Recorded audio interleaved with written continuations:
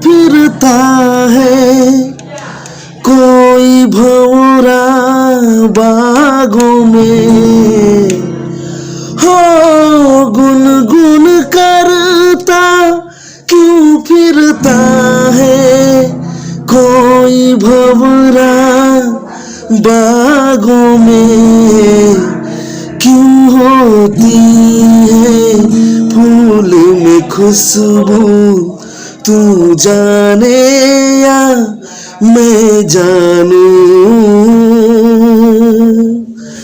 प्यार में होता है क्या जादू तू जाने या मैं जानूं। नमस्कार विद्यार्थियों, मैं सुरेश कुमार आप सब विद्यार्थियों का एक बार फिर से अपने YouTube चैनल में हार्दिक स्वागत करता हूं, अभिनंदन करता हूं। और आज मैं फिर उपस्थित हुआ हूं आप सबों के बीच ये हिंदी 100 मार्क्स का मॉडल प्रैक्टिस सेट चौथा लेकर के, जिसमें 100 प्रश्न बेहतरीन, एकदम बेहतरीन है। तो आप इस वीडियो को ध्यान से देखें, ध्यान एकाग्र करके देखें, क्योंकि मैं हर एक प्रश्न के बारे में अच्छी तरीके से व्याख्या करने वाला हूं। वो जितने ऑप्शंस मुझसे बन सकेंगे, जितनी मेरी जानकारी है, जितना मैं जानूंगा, सब चीज़ आप लोग को बताऊंगा। तो बिना स्किप किए हुए वीडियो को ध्यान से देखें। अगर पसंद आए तो वीडियो को लाइक करें, शेयर करें और चैनल को सब्सक्राइब करना न भूलें। चलिए विद्यार्थियों, बिना विलंब किए हुए माता सरस्वती का नाम लेकर के आगे बढ़ते हैं। चलिए पहले प्रश्न की तरफ चलते हैं। पहला प्रश्न क्या कह रहा है, साहित्य का हिंदी साहित्य का सूर्य किसे कहा जाता है? हिंदी साहित्य का सूर्य किसे कहा जाता है? बताएं, आप सभी बताएं, याद करने का प्रयास करें। सूर्य से याद रखिएगा सभी विद्यार्थी, सूर्य से याद रखिएगा ना, सूरदास। क्या याद रखना है? सूरदास। इस प्रश्न का सही जवाब होगा ऑप्शन ए, सूरदास। सूर्य से याद रखना है सूरदास। अच्छा चलिए, सूरदास जी के बारे में थोड़ा सा और ज़्यादा इन्फॉर्मेशन निकालते हैं। चलिए, इनका जन्म हुआ था 1478 ईस्वी में। अनुमानित ये जन्म तिथि है, अनुमानित है जी, ये एक्यूरेट नहीं है, अनुमानित है, ध्यान दें। अच्छा, कहाँ हुआ था? दिल्ली के निकट हुआ था। कहाँ हुआ था जी? दिल्ली के, कहाँ हुआ था जी? दिल्ली के निकट कहाँ? सीही नामक ग्राम पे हुआ था। दिल्ली के निकट सीही ग्राम पे ना, सीही नामक ग्राम पे हुआ था। अच्छा चलिए, थोड़ा सा और ज़्यादा इन्फॉर्मेशन निकालते हैं बच्चों। अच्छा, सूरदास जी ने कौन कौन सी रचना की थी? चले देखें, यहाँ पे मैं लिख रहा हूँ ना, सूरदास ने ना सूरसागर का नाम सुना है? चलिए, पूछता है जी, आपके पेपर में बन सकता है प्रश्न। सूरसागर साहित्य लहरी किसकी रचना है? साहित्य लहरी किसकी रचना है? चलिए, साहित्य लहरी किसकी रचना है? तो सूरदास की रचना है। राधा रस के लिए किसकी रचना है? चलिए, राधा रस के लिए किसकी रचना है? राधा, चलिए ध्यान दें, राधा रस के लिए किसकी रचना है? चलिए, राधा रस के लिए किसकी रचना है? तो सूरदास की रचना है। सुरसा रावली किसकी रचना है? सुरसा रावली किसकी रचना है? चलिए, सुरसा रावली किसकी रचना है? तो सूरदास की रचना है। ये सब आप लोग याद करते चले। एक बार मैं फिर से कहूंगा, सूरसागर किसकी रचना है? सूरदास की है भाई। साहित्य लहरी किसकी रचना है? तो सूरदास की है। राधा रस के लिए किसकी रचना है? तो सूरदास की है। और सुरसा रावली किसकी रचना है? तो सूरदास जी की है। चलिए, इतनी इन्फॉर्मेशन काफी है? नहीं, काफी नहीं है। ऑप्शन सी को भी, ऑप्शन बी को भी देखते हैं। चलिए, कबीरदास के बारे में आप लोग भली भांति जानते हैं ना, एक जुलाहे परिवार से थे, उनके दोहे समाज में काफी प्रचलित है। ऑप्शन सी देखें, तुलसीदास जी के बारे में तो जानना पड़ेगा जी। हाँ जी, जानना पड़ेगा। तुलसीदास जी का जन्म हुआ था, मैं बता दूं, 1543। कब हुआ था जी विद्यार्थियों? 1543 ईस्वी में। कहाँ हुआ था जी? बादा, याद कीजिए, राजापुर बादा कहाँ पड़ता है जी? यूपी में पड़ता है यार, यूपी में, ठीक है ना। चलिए, थोड़ा सा और इन्फॉर्मेशन देखते हैं, जानकारी ना। अच्छा, तुलसीदास ने कौन कौन सी रचना लिखी थी? याद करें। चलिए, तुलसीदास ने कौन सी रचना लिखी थी? चलिए, बरवे रामायण, याद कीजिए, बरवे रामायण किसकी रचना है? ये सबसे फेमस है जी, ठीक है ना, बरवे रामायण। चलिए, बरवे रामायण किसकी रचना है? तुलसीदास की रचना है। चलिए, रामचरितमानस किसने लिखा था? रामचरितमानस। देखिए, जो महाकाव्य है रामायण के बाद ना, सबसे प्रसिद्ध अगर कोई महाकाव्य हुआ तो हुआ रामचरितमानस। चलिए, रामचरितमानस किसकी रचना है? तो तुलसीदास की रचना है। विनय पत्रिका, विनय पत्रिका किसकी रचना है? चलिए, यहाँ पे जगह नहीं है इसलिए मैं नहीं लिख रहा हूँ। विनय पत्रिका किसकी रचना है? तो तुलसीदास जी की है ना। कवितावली किसकी रचना है? चलिए, कवितावली किसकी रचना है? तो सूरदास की रचना है, सॉरी, तुलसीदास की रचना है। और क्या कह सकते हैं, देखें, तुलसीदास, कवितावली दोहावली, गीतावली सब किनकी रचना है? तो तुलसीदास की ही रचना है विद्यार्थियों, आप लोग याद करते चलें। चलिए अच्छा, तुलसीदास जी को ना एक और प्रश्न कहता है, हमेशा मैं ये देखता हूँ ना, कहता है कि बचपन का नाम, बचपन में क्या करके पुकारा जाता था, बुलाया जाता था, किनको? तो तुलसीदास जी को बचपन का नाम था राम बोला। कौन बोला? ओए राम बोला, राम बोला। किनका बचपन का नाम था? तुलसीदास जी का। चलिए बहुत शानदार, बहुत खूबसूरत। अच्छा ऑप्शन डी कौन है? अच्छा ऑप्शन डी के बारे में भी देखते हैं ना, इतनी जल्दी क्या है, अभी तो हमें मीलो जाना है, मीलो का सफर तय करना है। चलिए जायसी, मलिक मोहम्मद जायसी ने करबक लिखा था, आप लोग भली बातें जानते थे ना। बाएं आंख से ना कुछ उनके शरीर में विकार थी, ये भी आप लोग मानते चले ना। इनका जन्म कब हुआ था? 1492। जायसी जी का जन्म कब हुआ था जी? 1492। कहाँ हुआ था? 1492 में कब्र अमेठी। कहाँ हुआ था जी? कब्र अमेठी। अमेठी, कब्र अमेठी कहाँ पड़ता है? जल्दी बताएं आप लोग, कब्र अमेठी कहाँ पड़ता है? तो उत्तर प्रदेश। ये भी यूपी के लेखक हैं। चलिए थोड़ा सा और इन्फॉर्मेशन देखते हैं ना। चलिए इनकी रचना क्या थी? जायसी की रचना क्या थी? पद्मावत ना। चलिए पद्मावत, चलिए याद रखें, पद्मावत किनकी रचना है? मलिक मोहम्मद जायसी की। लेकिन पद्मावती किसकी रचना है? बालकृष्ण भट्ट की। चलिए अखरावट किसकी रचना है? अखरावट, अखरावट किसकी रचना है जी? अखरावट किसकी रचना है? अखरावट किसकी रचना है बताएं? अखरावट भी किसकी रचना है? तो जायसी की ही रचना है ना। आखिरी कलाम, और क्या कहते हैं? आखिरी कलाम किनकी रचना है? याद करें सभी विद्यार्थी, आखिरी कलाम किनकी रचना है? चलिए आखिरी कलाम, आखिरी ना, आखिरी कलाम किनकी रचना है? तो हम कहेंगे जायसी जी की ही रचना है ना। याद करें, ये सब बहुत फेमस है रचनाएं, ठीक है ना। उसके बाद क्या है जी? चित्ररेखा। चित्ररेखा तो हर बार पूछता है जी, आगे जाके मिल भी सकता है, ठीक है ना। चित्ररेखा किसकी रचना है? तो मलिक मोहम्मद जायसी साहब की है ना। तो ऐसे करके पढ़ेंगे ना, तब जाके होगी तैयारी, एकदम बेस्ट तैयारी, नंबर 1 वाली तैयारी। चलिए अगले प्रश्न की तरफ चलते हैं विद्यार्थी। क्या कर रहा है? संध्या का विलोम होगा। चलिए संध्या का विलोम, संध्या मतलब शाम ना, शाम जो संध्या होती है ना, ये गांव में देखा जा सकता है। जब संध्या होती है ना, तो जितने भी मवेशी जंगल में चरते हैं ना, पशु होते हैं, वो घर की तरफ लौटते हैं, है कि नहीं। चलिए संध्या का विपरीतार्थक होता है, क्या होता है जी? चलिए जल्दी बताएं, जल्दी। इस प्रश्न का सही जवाब ऑप्शन बी, संध्या का विलोम होता है प्रातः। चलिए अगला प्रश्न क्या है? आदान का विपरीतार्थक क्या होगा जी? तो प्रदान होगा। आदान ना, आदान प्रदान आप लोगों ने सुना होगा। चलिए अगले प्रश्न की तरफ चलते हैं। अगला प्रश्न क्या कह रहा है? चलिए देखें अगला प्रश्न कह रहा है विद्यार्थियों। चलिए अगला प्रश्न देखें क्या कह रहा है ना। चलिए कह रहा आंसू शब्द, देखिए आंसू शब्द है, आंसू, देखिए आंसू शब्द है जी, तद्भव शब्द होगा जी। तद्भव मैंने पढ़ाया है कि चांद बिंदी, जिन शब्दों में भी ये चांद बिंदी, कौन बिंदी? चांद बिंदी रहेगा, आपको आंख मूंद के कहना है कि वो कौन सा शब्द है? तद्भव शब्द है। चलिए बहुत खूबसूरत, बहुत सुंदर। अगले प्रश्न की तरफ चलते हैं। कह रहा है व्यंजक ना, व्यंजक के रचयिता हैं। व्यंजक के रचयिता कौन है? देखे इस प्रश्न का सही जवाब होगा, आप लोग याद रखें ना, कबीर दास। व्यंजक के रचयिता कौन है? तो कबीर दास जी है। चलिए बहुत खूबसूरत, बहुत सुंदर। आगे चलते हैं। अगला प्रश्न कह रहा है कि गोद में ना, गोद में सोने वाला कहलाता है। गोद में सोने वाला यानी कि जो गोद में सोता है, उसके लिए एक शब्द भी ऐसे पूछ सकता है ना। तो जो गोद, देखिए यहाँ शब्द है, इस प्रश्न का सबसे सही जवाब होगा ऑप्शन सी, अंक। अंक बने होता है गोद जी। अंक मतलब क्या होता है? गोद। अंक साई, साई मतलब सोना, ठीक है ना, सोया हुआ। तो गोद में सोने वाला के लिए प्रश्न का जवाब होगा सही अंक साई। चलिए अगले प्रश्न की तरफ चलते हैं विद्यार्थियों, बिना विलंब किए हुए। चलिए अगला प्रश्न कह रहा है गुरु के समीप रहने वाला विद्यार्थी कहलाता है। ओ यार, गुरु, अंतेवासी, अंतेवासी, मैंने अनेक शब्दों के लिए एक शब्द पढ़ाया था ना। इस प्रश्न का सही जवाब ऑप्शन सी, अंतेवासी। चलिए अगले प्रश्न की तरफ चलते हैं। चलिए कह रहा है कि भूषण की कविता में कौन सा रस पाया जाता है? देखिए भूषण जी, जिन्होंने क्या लिखा था विद्यार्थियों? कवित। क्या लिखा था जी? कवित। भूषण ना, कवित किसने लिखा था? तो भूषण जी ने लिखा था। और उन्होंने ना, उनके 2 नायक हुआ करते थे। कौन? एक था छत्रपति शिवाजी थे ना, और एक राजा छत्रसाल था। उन्हीं पर उन्होंने उनकी वीरता का यशोगान किया है अपने कवित में। इसलिए इस प्रश्न का सही जवाब होगा ऑप्शन सी, वीर रस। चलिए बहुत शानदार, बहुत खूबसूरत। चलिए आगे बढ़ते हैं विद्यार्थियों।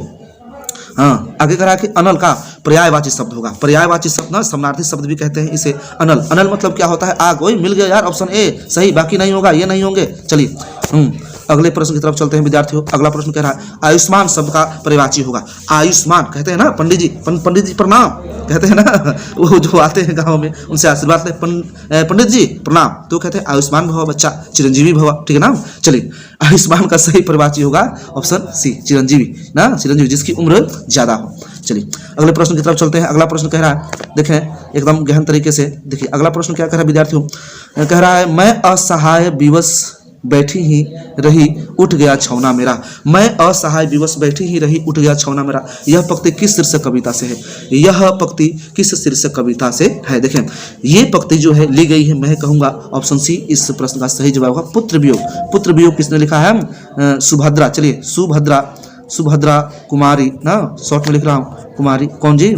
चौहान की लिखी हुई ये कविता है पुत्र वियोग ना। अकस्मात उनके पुत्र की मृत्यु हो जाती है और वे ना विरह में कलह में खो जाती है, डूब जाती है और एक कविता की रचना करती है जिसका नाम होता है पुत्र वियोग। और कहती है कि मैं असहाय विवश बैठी ही रही उठ गया छौना मेरा। यह पंक्ति किस शीर्षक कविता नाम? चलिए, सुभद्रा कुमारी चौहान। चलिए थोड़ा सा इन्फॉर्मेशन देखते हैं सुभद्रा कुमारी चौहान के बारे में, देखना। चलिए, अच्छा, पुत्र वियोग। सुभद्रा कुमारी चौहान जन्म कब हुआ था? 16 अगस्त 1904। याद रखें, मैंने पिछले सेट में बताया था ना 16 अगस्त। चलिए, 16 अगस्त कब हुआ था? 1904 ईस्वी में सुभद्रा कुमारी का जन्म हुआ था। कहाँ हुआ था जी? ना तो इलाहाबाद, यूपी। कहाँ हुआ था जी? इलाहाबाद। इलाहाबाद कहाँ पड़ता है? उत्तर प्रदेश में इनका जन्म हुआ था। चलिए, एक और इनसे संबंधित प्रश्न पूछता है जी ना।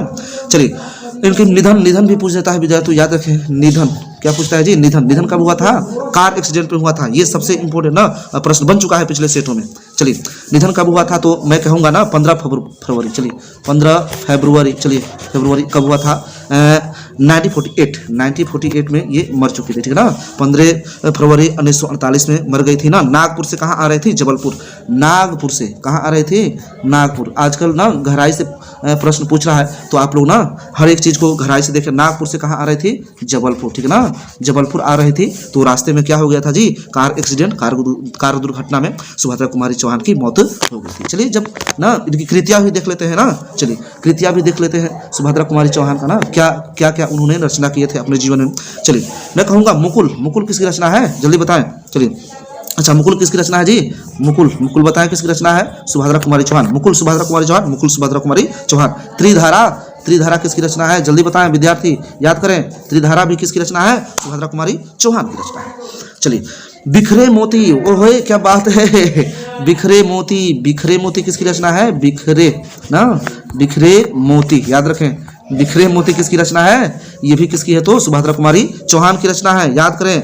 सभा के खेल, ये किसकी रचना है? ये भी सुभद्रा कुमारी चौहान की। ये बहुत ज्यादा पूछा है। चलिए, अगले प्रश्न की तरफ चलते हैं बिना विलंब किए ना। मैं आपका ना यहाँ प्रश्नों में मैं थोड़ा सा प्रश्न समय ले सकता हूँ, क्योंकि मैं पहले ही बता चुका हूँ कि हर एक चीज के बारे में बहुत अच्छी तरीके से बताऊंगा विद्यार्थियों। चलिए, सुनते चले, पढ़ते चले। अगला प्रश्न कह रहा है वाक्य के आवश्यक अंग है। ओए यार, ये तो बच्चों वाला प्रश्न हो गया ना। ये हो गया प्रश्न ना, कह रहा कि वाक्य के आवश्यक अंग है। वाक्य देखें, वाक्य सेंटेंस क्या होता है इसमें ना। इस प्रश्न का सही जवाब होगा ऑप्शन बी, 2। कितने होते हैं जी? वाक्य के आवश्यक अंग 2 होते हैं। एक होता है ना, चलिए, एक होता है उद्देश्य। क्या होता है जी? उद्देश्य। क्या होता है जी? उद्देश्य होता है। उद्देश्य क्या होता है ना? उद्देश्य का मतलब होता है कर्ता। उद्देश्य का मतलब क्या होता है? कर्ता। और दूसरा क्या होता है? विधेय। विधेय दूसरा अंग क्या होता है जी? तो विधेय होता है। विधेय का मतलब क्या होता है ना? क्रिया बोल सकते हैं। क्या बोल सकते हैं जी? क्रिया। तो ये चीजें चलती है ना। वाक्य के आवश्यक अंग कितने हैं? तो 2। चलिए विद्यार्थी, अगले प्रश्न की तरफ चलते हैं बिना विलंब की हुए। चलिए, अगले प्रश्न की तरफ चले और देखें। सभी विद्यार्थी कह रहा है बातचीत शीर्षक निबंध के अनुसार जो कुछ मवाद या धुआं जमा रहता है। बातचीत शीर्षक निबंध के अनुसार ना, प्रश्न कह रहा है कुछ मवाद या धुआं जमा रहता है, वह भाप बनकर निकल पड़ता है। कैसे? प्रश्न कर रहा है कैसे। तो इस प्रश्न का सही जवाब होगा बातचीत के जरिए। बातचीत किसने लिखी है? बातचीत निबंध किसने लिखा है? भट्ट जी ने। किसने लिखा है? भट्ट जी ने, बालकृष्ण भट्ट जी ने। चलिए, अच्छा, बालकृष्ण भट्ट जी के बारे में थोड़ा सा ना इन्फॉर्मेशन देखते हैं। चलिए विद्यार्थियों, देखें यहाँ पर थोड़ा सा पीडीएफ गड़बड़ा है जी, कोई बात नहीं, फिर से बन गया। चलिए, हाँ, बालकृष्ण भट्ट, याद करें कब जन्म हुआ था? जन्म बताएं सभी लोग, ठीक है ना। बालकृष्ण भट्ट का जन्म हुआ था 23 जून ना 1844। चलिए, 23 जून 1823। चलिए, जून कब हुआ था? 1844 ईस्वी को हुआ था। कहाँ हुआ था जी नाम? कहाँ हुआ था? जल्दी बताएं आप लोग। इलाहाबाद, उत्तर प्रदेश। कहाँ हुआ था जी? यहाँ लिख रहा हूँ मैं, इलाहाबाद। कहाँ हुआ था? यूपी में। कहाँ हुआ था बच्चों? यूपी में हुआ था। चलिए, इलाहाबाद यूपी में हुआ था। चलिए, बालकृष्ण भट्ट जी का जन्म। अच्छा, कुछ रचनाएं भी देख लेते हैं इनसे संबंधित ना। चलिए, वेणी संहार। चलिए, वेणी संहार किनकी रचना है? वेणी संहार किनकी रचना है? वेणी संहार किसकी रचना है? तो मैं कहूँगा बालकृष्ण भट्ट जी की रचना है जी, वेणी संहार, याद करें। अच्छा, एक और पुस्तक है उनकी, किरातार्जुनीय ना, किरातार्जुनीय। चलिए किसकी रचना है? तो बालकृष्ण भट्ट जी की रचना है, याद करते चले। और कौन सी पुस्तकें लिखी है ना, चलिए और क्या लिखे हैं? तो दमयंती ना, दमयंती याद रखें, बहुत बार पूछा हुआ है जी ना, दमयंती स्वयंवर, दमयंती ना स्वयंवर किसकी रचना है? स्वयंवर। चलिए किसकी रचना है विद्यार्थियों? तो बालकृष्ण भट्ट जी की रचना है। चलिए आगे बढ़ते हैं बिना विलंब किए हुए अगले प्रश्न की तरफ। अगला प्रश्न कह रहा है कि शिवालय शब्द कौन सा समास है? देखें मैंने पहले भी बता चुका हूं, अगर आप मेरी बातों को ध्यान से सुन रहे होंगे तो प्रश्न करने में जरा से भी ना परेशानी दिक्कत नहीं होगी। चलिए अगर शब्दों को ध्यान से देखा जाए, इसका विग्रह करें ना, समास पूछा है तो सबसे पहले शब्दों को ना शब्द का विग्रह करें। चलिए शिव का आलय, शिवालय मतलब ना शिव का आलय, शिव ना शिव का आलय, शिवालय मतलब जी शिव का आलय का। देखें जब भी विभक्ति चिन्ह आएगा तो आप लोग आंख मूंद के कहिएगा ये कौन सा समास है? तत्पुरुष समास है। इस प्रश्न का सही जवाब होगा ऑप्शन सी, तत्पुरुष समास। का, के, की जितने भी विभक्ति चिन्ह आते हैं सब कौन से समास के अंतर्गत आते हैं? तो तत्पुरुष समास के अंतर्गत। चलिए अगले प्रश्न की तरफ चलते हैं विद्यार्थियों। कह रहा है तीर्थ यात्रा। चलिए कह रहा है तीर्थ यात्रा शब्द कौन सा है? ओ यार फिर से तो वही हो गया यार, तीर्थ ना, तीर्थ की यात्रा, तीर्थ का यात्रा, ऐसा यात्रा जो किसका है? जो ही तीर्थ का है, तीर्थ का यात्रा। ये प्रश्न भी आपका चला जाएगा कहाँ? तत्पुरुष समास, ऑप्शन सी। चलिए आगे बढ़ते हैं बिना विलंब किए विद्यार्थियों। चलिए यहाँ मैं पीडीएफ को थोड़ा सा जूम करूंगा। चलिए कह रहे मालती किस कहानी की पात्रा है? ये देखिए मैंने कितनी बार बताया है ना, रोज। इस प्रश्न का सही ऑप्शन ना उत्तर होगा विद्यार्थियों रोज। रोज किसने लिखा था? बताया जल्दी। रोज किसने लिखा था जी? तो अज्ञेय जी ने लिखा था। किसने? अज्ञेय जी ने। अज्ञेय ना किसने लिखा था? अज्ञेय जी ने। रोज कहानी ना, मालती जो कि ना नायिका थी, अच्छा मालती थी ना, उसके पति कौन थे? तो डॉक्टर थे, महेश्वर नाम था, है कि नहीं? चलिए बहुत सुंदर, बहुत खूबसूरत। आगे चलते हैं, आगे देखें ना, आगे चलते हैं। कह रहा है कि अंकुरित। चलिए अंकुरित शब्द में प्रत्यय है। प्रत्यय कहाँ लगता है? शब्दों के पीछे। प्रत्यय कहाँ लगता है विद्यार्थियों? शब्दों के पीछे। सभी बोले प्रत्यय कहाँ लगता है? शब्दों के पीछे। तो यहाँ अंक ना, अंकु ना, अंकुर शब्द है कि नहीं जी? मूल शब्द क्या है? अंकुर जो दाने निकलते हैं। तो मात्रा से मैंने बताया भी है कि प्रत्यय जो होता है अक्सर कहाँ से निकलते हैं? तो मात्राओं से निकलते हैं, चाहे आ का डंडा हो, ई का डंडा हो। चलिए इत, इस प्रश्न का सही जवाब ऑप्शन सी, इत। चलिए एकदम खूबसूरत, एकदम शानदार। चलिए अगले प्रश्न की तरफ चलते हैं। हास्यास्पद ना, हास्यास्पद शब्द में प्रत्यय है। चलिए मैंने कहा है कि ना मूल्य शब्द इसमें क्या है जी? हास्य। क्या है जी? हास्य। कहते हैं ना हास्य चीज है, हास्य कहानी है, फिल्म है। चलिए मूल शब्द हास्य है, तो इस शब्द से कौन सा प्रत्यय निकलेगा? आ के डंडे से निकालिए। चलिए क्या होगा जी? आस्पद। क्या होगा? आस्पद। इस प्रश्न का सही जवाब होगा ऑप्शन डी, आस्पद ही होगा, और कुछ हो ही नहीं सकता है। चलिए आगे बढ़ते हैं, आगे चलिए। अगला प्रश्न क्या कह रहा है? ओ सदानीरा शीर्षक पाठ किस विद्या के अंतर्गत आता है? बताएं आप लोग। ओ सदानीरा मैंने कितनी बार बताया है यार, वही बताते बताते थक जाऊंगा मैं। आप लोग पढ़िए, मेहनत कीजिए कि वो चीज हर बार बताने की मुझे जरूरत नहीं पड़े ना। चलिए ओ सदानीरा शीर्षक पाठ किस विद्या के अंतर्गत आता है? मैं कहूंगा अख मूंद के निबंध है जी। क्या है? निबंध है। कैसा निबंध है जी? तो यात्रा वृत्तांत है। कैसा है? यात्रा वृत्तांत है। चलिए ये भी प्रश्न कभी पूछ देता है ना, यात्रा वृत्तांत है। ओ सदानीरा पाठ किसने लिखा है जी? जल्दी बताएं। ओ सदानीरा किसने लिखा है? चलिए माथुर जी ने लिखा है। किसने लिखा है? माथुर। चलिए जगदीश चंद्र माथुर जी ने। याद करते चले, मैं ज़्यादा ना अब व्याख्या ना आप लोग को याद होगा। अगर आपने सभी सेटों को ना गहन तरीके से देखा है तो ये चीज़ दोबारा मुझे बजाने की जरूरत नहीं पड़ेगी, आपको ये चीज़ें याद हो जाएंगी ऑटोमेटिकली अपने आप। चलिए देखते रहे, सुनते रहे। चलिए कोई बात नहीं, मैं हूँ आप सभी के साथ ना। अगले प्रश्न की तरफ चलते हैं विद्यार्थियों। कह रहा है रोटी मत खाओ। रोटी मत खाओ क्यों? क्योंकि वह जली है। रोटी मत खाओ क्योंकि वह जली है। विद्यार्थियों कौन सा सर्वनाम? सर्वनाम पूछ दिया। चलिए यानी कि देखिए यहाँ एक निश्चितता का बोध हो रहा है। देखिए क्योंकि वह जली है, रोटी जली है इसलिए मत खाओ मत ना। ये हो गया आपका ऑप्शन सी, इस प्रश्न का जवाब निश्चयवाचक सर्वनाम। चलिए बहुत सुंदर, बहुत खूबसूरत ना। अगला प्रश्न क्या कह रहा है जी? वह कौन है जो पड़ा रो रहा है? वह कौन है जो पड़ा है ना? जब भी जो सो, जब भी देखे जो सो किस सर्वनाम का उदाहरण है? जो हो या सो हो ना, सो ना, जो आएगा सो जाएगा, जो आएगा सो जाएगा ना। वह कौन है जो पड़ा रो रहा है? ऐसे ना, ऐसे जो या क्या है जी? सो। जब ये चीज मिले आप लोगों को किसी भी वाक्य में तो आप कहिएगा कौन सा ना सर्वनाम है? Option B. इस प्रश्न का सही जवाब होगा ऑप्शन बी, संबंधवाचक सर्वनाम है। इस सर्वनाम की पहचान ही होती है ना, जैसे जो या फिर क्या होता है जी? सो ना, जो आएगा ना सो खाएगा, जो आया है सो जाएगा। इस प्रकार के कुछ ऐसे प्रश्न पूछे जाते हैं, याद रखिएगा। जो सो संबंधवाचक सर्वनाम। चलिए आगे बढ़ते हैं बिना विलंब किए। अगला प्रश्न कह रहा है विद्यार्थियों ना, चलिए अगला प्रश्न कह रहा है, देखें अगला प्रश्न क्या कह रहा है। अगला प्रश्न आपका कह रहा है ना कि वसुंधरा भोगी मानव। वसुंधरा भोगी मानव, वसुंधरा माने देखिए वसुंधरा किसकी पर्यायवाची है, पृथ्वी की पर्यायवाची है, समानार्थी शब्द है। तो वसुंधरा भोगी मानव यानी कि जो भी इस सृष्टि पे मानव है ना, या फिर वसुंधरा भोगी मानव है या फिर धर्मांध माने धर्म में जीने वाले मानव है। एक ही सिक्के के दो पहलू हैं, एक सिक्का होता है उसके दो पहलू होते हैं, वैसे ही ये मानव भी होते हैं। यह पंक्ति किसके द्वारा लिखी गई है? चलिए ये पंक्ति मैं कहूंगा इस प्रश्न का सही जवाब ऑप्शन बी, जे कृष्ण मूर्ति। जे कृष्णा मूर्ति ने इस वाक्य को लिखा है ना, उसने लिखा है शिक्षा। कृष्णा मूर्ति जी ने क्या लिखा है, तो उनका जे का मतलब बताया था मैंने, जिद्दू क्या होता है जी, कभी ऐसे पूछता है जिद्दू, तो हमें बड़ी की मात्रा, जिद्दू कृष्ण मूर्ति इनका पूरा नाम है। क्या लिखा था? तो शिक्षा ना। अच्छा चलिए थोड़ा सा और इन्फॉर्मेशन ज्यादा निकालते हैं किसके बारे में, तो जे कृष्ण मूर्ति के बारे में। चलिए आप सभी विद्यार्थी बताएं कि इनका जन्म कब हुआ था। मैं कहूँगा 12 मई 1895 जन्म कब हुआ था, 12 मई 1895 ईस्वी में। अच्छा कहाँ हुआ था जी, जल्दी बताएं, जल्दी तो कहाँ हुआ था 12 मई 1895, जल्दी बताएं। कुशीनगर उत्तर प्रदेश। कहाँ हुआ था जी, जल्दी बताएं, याद करें, नहीं याद है नहीं बता पा रहे हैं फिर याद करें।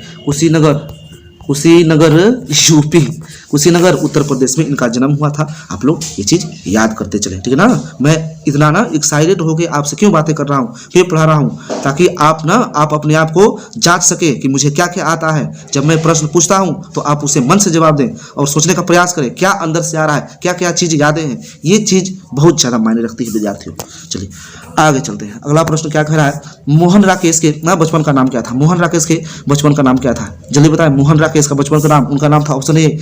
इस प्रश्न का सही जवाब मदन मोहन गुगलानी। मोहन राकेश ने कौन सी लिखे एकांकी लिखा था जी, उसके एकांकी का नाम था सिपाही की माँ। चलिए सिपाही की माँ, चलिए बहुत सुंदर बहुत खूबसूरत। अच्छा मोहन राकेश का जन्म कब हुआ था, मैंने पिछले सेटों में बताया था, लेकिन फिर से बताऊंगा। वह रुकूंगा मैं नहीं बताने के लिए मैं रुकूंगा नहीं, बार बार बताऊंगा जब तक आपको याद नहीं होगा। चलिए अच्छा मोहन राकेश का जन्म कब हुआ था बताएं आप लोग, जल्दी याद करने का प्रयास करने ना। जन्म हुआ था ना 8 जनवरी 1925, 8 जनवरी 1925, देखें 8 जनवरी 1925 में हुआ था। कहाँ हुआ था विद्यार्थियों, जल्दी बताएं। तो चित्तूर आंध्र प्रदेश, मैंने क्या बताया था, आंध्र प्रदेश में। चलिए आंध्र कहाँ हुआ था, चित्तूर के आंध्र प्रदेश में इनका जन्म हुआ था कि नहीं, आप लोग बताएं। चलिए थोड़ा सा इनकी ना जो फेमस रचनाएं हैं उनके बारे में भी देख लेते हैं ना। चलिए मोहन राकेश ने कौन कौन सी रचना लिखी है, देखें इंसान के खंडहर। चलिए अच्छा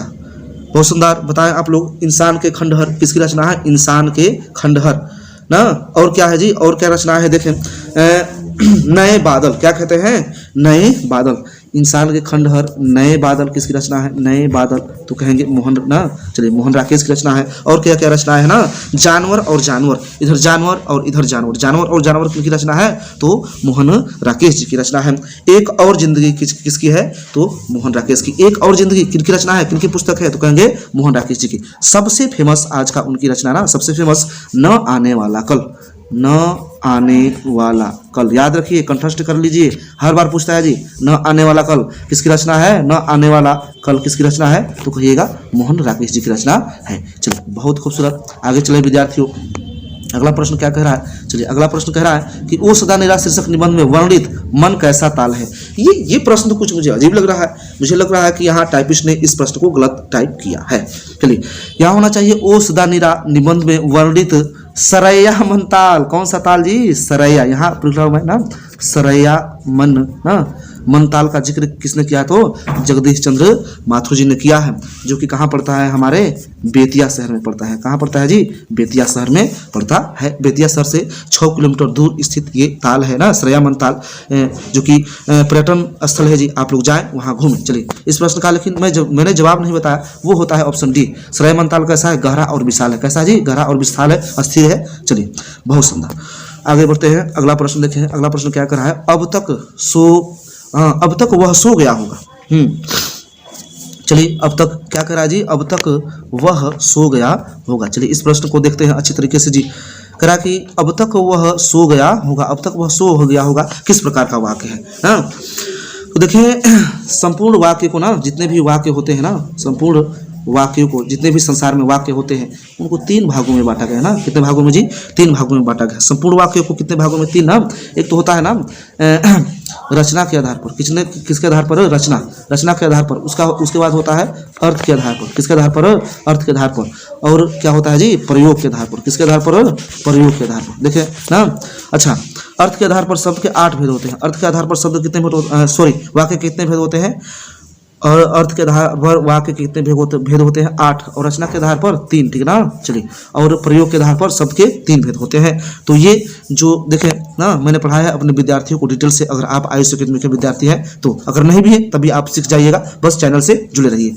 चलिए अगला प्रश्न देखें। इस प्रश्न का सही जवाब होगा, अच्छा अब तक वह सो गया होगा, पता नहीं सोया है कि नहीं सोया है। तो इस वाक्य में संदेह है। आसान भाषा में इस वाक्य का ना सही जवाब होगा, इस प्रश्न का सही जवाब होगा ऑप्शन सी, संदेहवाचक। संदेह है, पता नहीं सोया है कि नहीं जी, है जी। आज्ञावाचक ना, मेरे लिए एक गिलास पानी लाओ, आज्ञावाचक हो गया जी। इच्छावाचक, तुम्हारी यात्रा मंगलमय हो, मेरी चाह है कि तुम्हारी उम्र ना लंबी हो, तुम्हारी यात्रा मंगलमय हो। इस प्रकार के वाक्य इच्छावाचक होते हैं। विधिवाचक ना, मैं खाता हूँ, मैं रोता हूँ, एकदम विधि का विधान चल रहा है, किसी से कुछ लेना देना नहीं है। ये साधारण वाक्य की तरह ही होता है। चलिए आगे चलते हैं, आगे चलें विद्यार्थियों अगले प्रश्न की तरफ, अगले प्रश्न की तरफ बढ़ते हैं। चलिए यहाँ पे मैं थोड़ा सा पीडीएफ को जूम करूंगा, देखें। चलिए अगला प्रश्न कह रहा है, देखें चलिए क्या कह रहा है कि चित्ररेखा ना, कह रहा है चित्ररेखा किस कवि की रचना है। देखिए पहले ही बता चुका था मैंने ना कि चित्ररेखा किसकी रचना है। अभी तो जस्ट पहले बताया जल्दी चित्ररेखा किसकी रचना है भाई, जल्दी याद करने का प्रयास करें, जल्दी। चित्ररेखा किसकी रचना है, जल्दी बताएं। मैं यहाँ पे थोड़ा सा ना विलम्ब लूंगा, बताएं जल्दी। चित्ररेखा किसकी रचना है? तो मलिक मोहम्मद जायसी जी के हैं। चलिए मलिक मोहम्मद जायसी जी की रचना है चित्ररेखा। मैंने पहले भी इनके बारे में डिटेल से अभी इसी सेट पे बताया। चलिए अगले प्रश्न की तरफ चलते हैं। अगला प्रश्न क्या कह रहा है? अगला प्रश्न कह रहा है विद्यार्थियों ना, हिंदी साहित्य में गजानन माधव मुक्तिबोध का उदय कैसे कवि के रूप में हुआ, मैंने किस प्रकार के कवि के रूप में हुआ। देखें हिंदी साहित्य में Gajanan Madhav Muktibodh is the very famous poet ना, राइटर, कैसे कवि के रूप में हुआ था। चलिए इस प्रश्न का सही जवाब होगा ऑप्शन ए ही होगा जी। वो कैसे थे ना, प्रयोगवादी थे। कैसे वादी थे?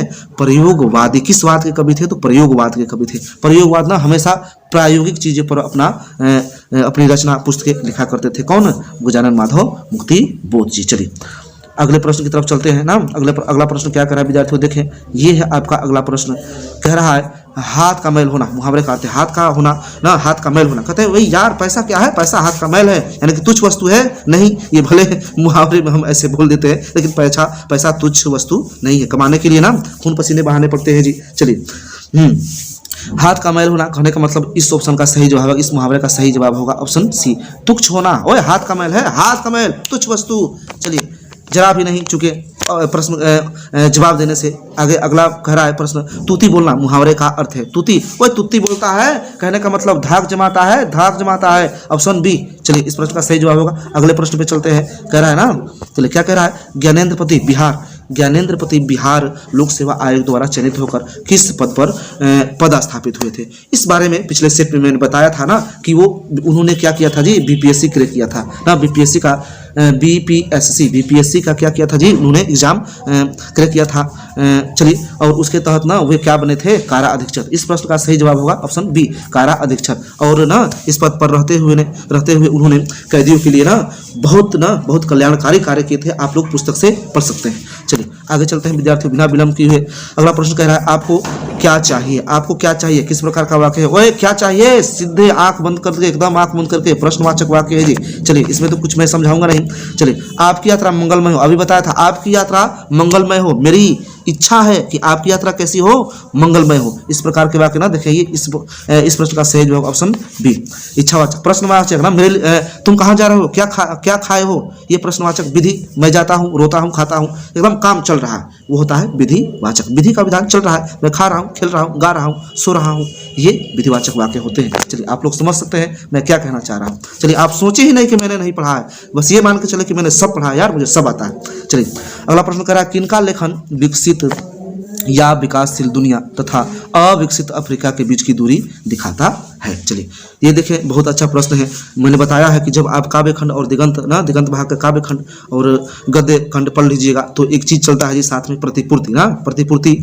और उसी में एक राइटर है ना, चलिए जिनका नाम क्या है बताएं। चलिए जिनका नाम है लोपेज ना, क्या जी, हेनरी लोपेज। क्या नाम है उनका? Henry Lopez. जिसने क्या लिखा था जल्दी बताएं आप लोग, हेनरी लोपेज ने क्या लिखा था जी? चलिए हेनरी लोपेज ने क्या लिखा था जल्दी बताएं आप लोग ना। पेशगी लिखा था बच्चे। क्या लिखा था? हेनरी लोपेज ने लिखा था पेशगी। क्या जी? पेशगी। पेशगी क्या लिखा था ना। इनका जन्म कहाँ हुआ था? तो अफ्रीका। ये भी प्रश्न पूछता है, अफ्रीका के कहाँ? कांगो गणराज्य में। कहाँ जी? कांगो गणराज्य में। मैंने कई बार आप सबों को ये चीज बता चुके हैं। चलिए आगे आगे कह रहा अदरक शब्द है। वो अदरक, बंदर क्या जाने अदरक का स्वाद। चलिए बंदर क्या जाने अदरक का स्वाद कहते हैं। ये जनाब ये जो उक्ति है, लोकोक्ति है, कहावत है, बड़ी प्रसिद्ध है जनता में। चलिए हाँ, चलिए यहाँ पर ना थोड़ा सा पीडीएफ गड़बड़, और मैं इसको जूम करते हुए आप लोग ना ध्यान दें। अगला प्रश्न क्या कह रहा है विद्यार्थियों? कह रहा है ना, चलिए अदरक क्या कह रहा है? अदरक, अदरक शब्द है। अच्छा अदरक, अदरक लाओ ना, अदरक लाओ ना, अदरक, अदरक ना। चलिए अदरक शब्द यहाँ देखे, आपको आप लोग याद करके चले ना, पुलिंग है। क्या जी? पुलिंग। अदरक शब्द होता है पुलिंग। चलिए अगला प्रश्न क्या कर रहा है? गुस्सा शब्द है। गुस्सा क्या है जी? मुझे गुस्सा आता है कि आती है? मुझे गुस्सा आती है। अबे क्या कह दिए गुरुजी? मुझे गुस्सा आता है, ये सही है। इस प्रश्न का भी सही जवाब होगा ऑप्शन बी। चलिए पुलिंग है जी। आगे चले अगला प्रश्न क्या कह रहा है? अगला प्रश्न कह रहा है विद्यार्थियों नीरस शब्द का संधि विच्छेद ना। ये देखें मैंने पहले ही कहा था, इस प्रश्न का सही जवाब ऑप्शन सी, निधन रस। निधन रस ये ना विसर्ग का र हो जाता है जी। विसर्ग का कभी र में परिवर्तन हो जाता है, कभी आधे र में परिवर्तन हो जाता है, कभी आधे ना स में परिवर्तन हो जाता है, कभी च में परिवर्तन हो जाता है, कभी ओ हो जाता है। ये नियम चलते रहते हैं कहाँ? विसर्ग संधि में। चलिए इस प्रश्न का सही जवाब था ऑप्शन सी। यह विसर्ग संधि का उदाहरण है निधन रस। चले क्लियर करते चले हर एक चीज। अगला प्रश्न देखिए क्या क्या कह रहा है कि कहानी, कहानी विद्या। चलिए एक विद्या होती है, कहानी विद्या को आधुनिक रूप ना, आधुनिक रूप यानी कि नवीनता, आधुनिक रूप देने में किनका अस्मरणीय योगदान है? अस्मरणीय जो हमेशा जिंदा रहेगा जी, मरते दम तक।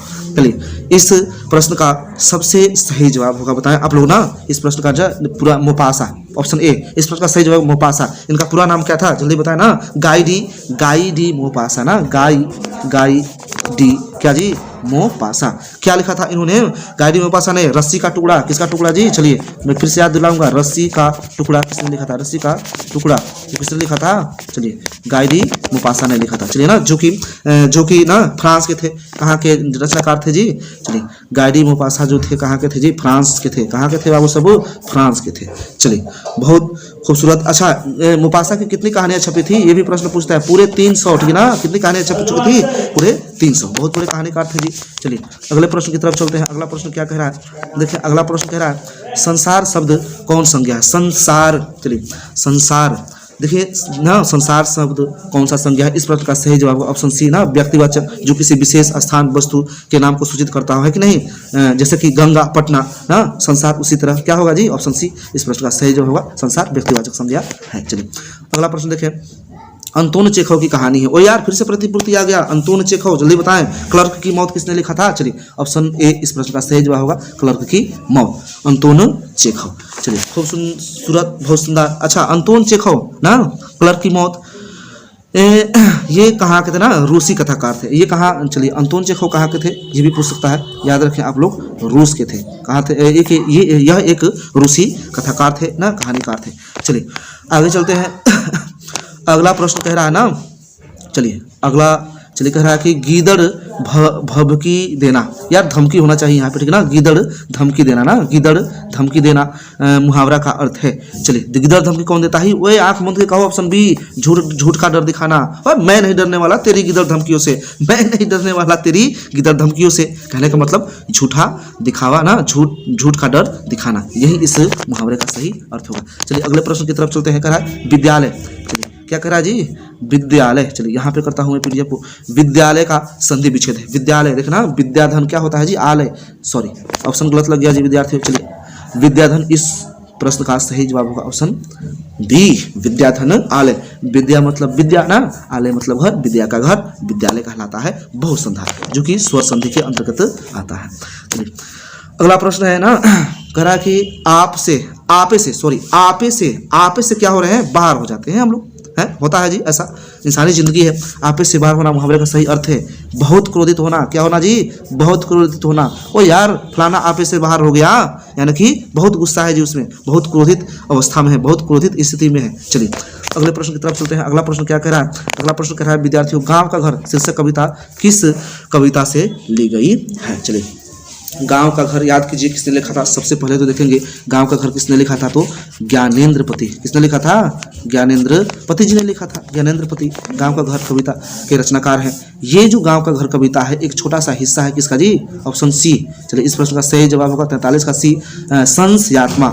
ये भी एक कविता संग्रह है और उसका एक छोटा सा भाग है गाँव का घर।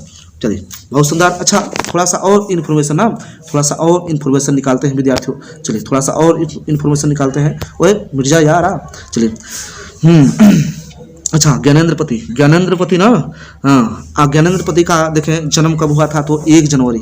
ज्ञानेंद्र पति का जन्म कब हुआ था देखें 1 जनवरी कब हुआ था जी, तो बताएं जल्दी। 1950 याद रखिएगा। ज्ञानेंद्र पति का जन्म कब हुआ था? 1 जनवरी 1950। कहाँ हुआ था जी ना, तो गोड्डा। मैंने पिछले सेटों में बता चुका था 1 जनवरी 1950 कब हुआ था? गोड्डा ना। गोड्डा कहाँ पड़ता है जी? गोड्डा कहाँ पड़ता है? झारखंड के हैं ये कौन जी? ज्ञानेंद्र पति जिन्होंने लिखा है गांव का घर। अच्छा और भी अतिरिक्त रचनाएं देख लेते हैं, बहुत ना पूछता है इनके बारे में भी ना। आँख हाथ बनते हुए किनकी रचना है? आँख क्या बन जाते हैं? आँख हाथ ना, आँख हाथ बनते हुए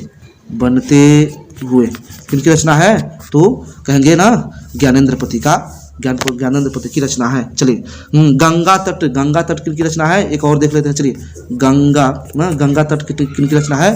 तो ज्ञानेंद्र पति। कहिए ज्ञानेंद्र पति गंगा तट। उसके बाद भिनसार कहते हैं भिनसार हो गया जी, भिनसार किसकी रचना है? तो ज्ञानेंद्र पति की ही रचना है। चलिए बहुत सुंदर, आगे बढ़ते हैं विद्यार्थियों 44वें प्रश्न की तरफ ना।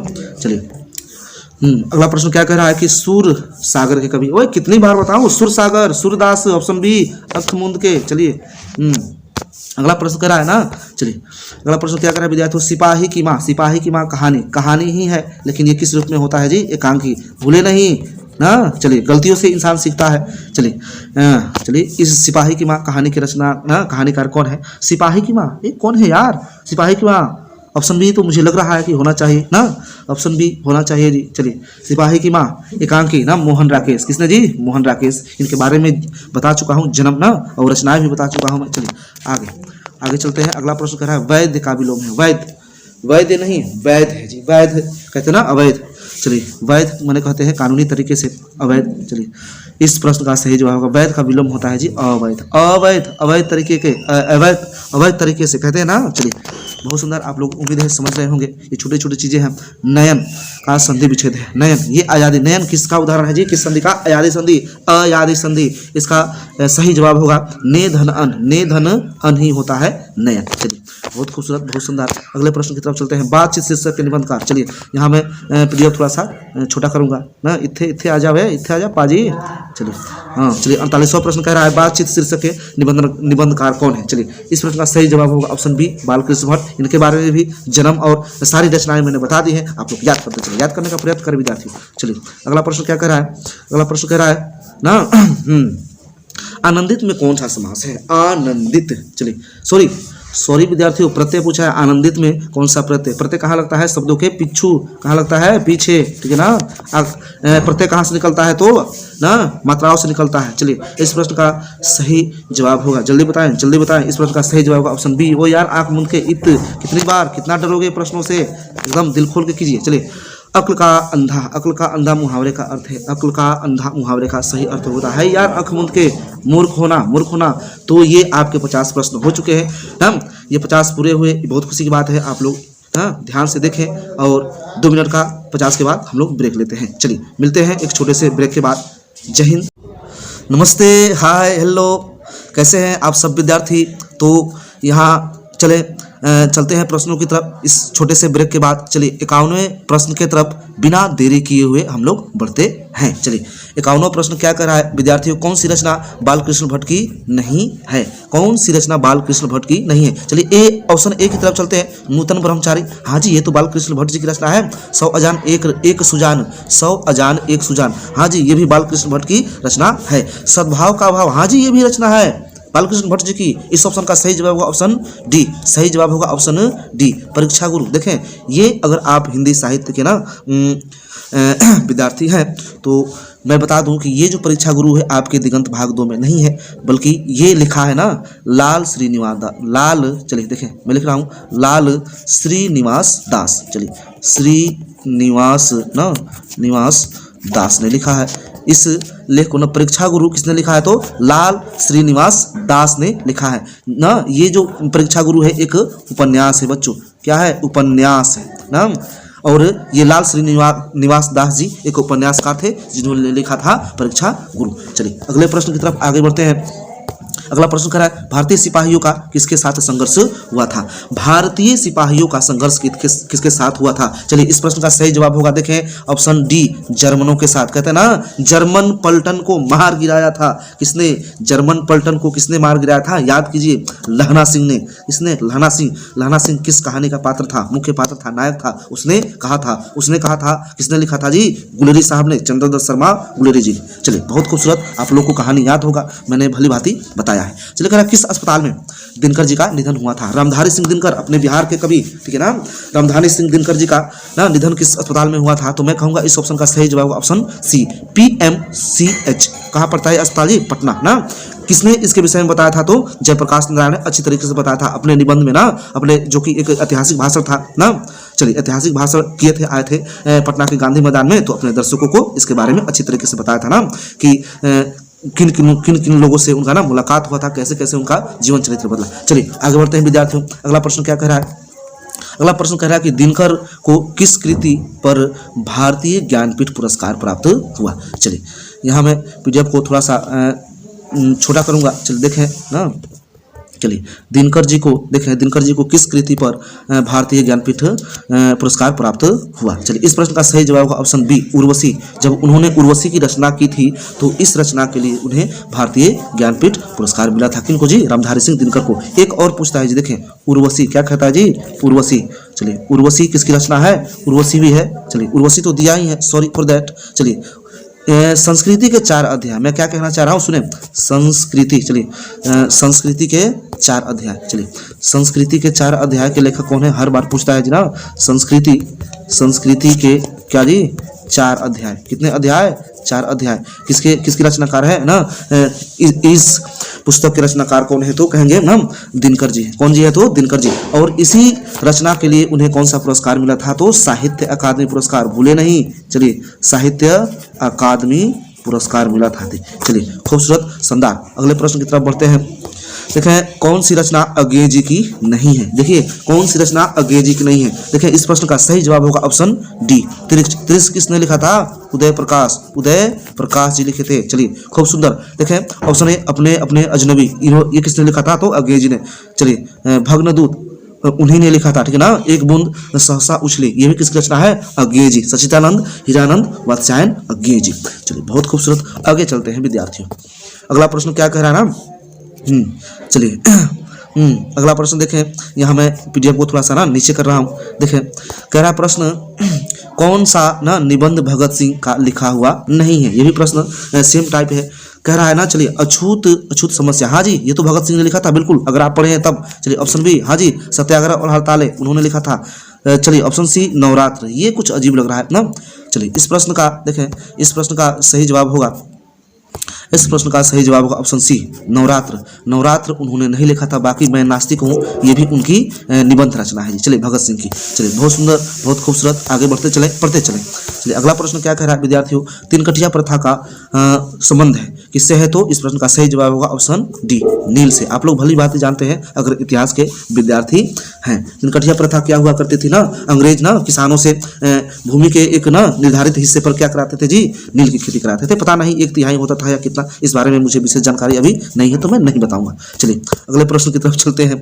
निम्नलिखित में से बिस्नी की पड़ोसी कौन है, बिस्नी की ना पड़ोसी न कौन है। चलिए इस प्रश्न का सही जवाब ऑप्शन सी, कुंती और बिस्नी में बातें हो रही थी ना, वार्तालाप हो रहा था जी किस विषय को लेकर के ना, तो मुन्नी थी। कौन मुन्नी थी, मानक की बहन थी किसकी, मानक जो कि सिपाही हुआ करता था, ठीक है ना।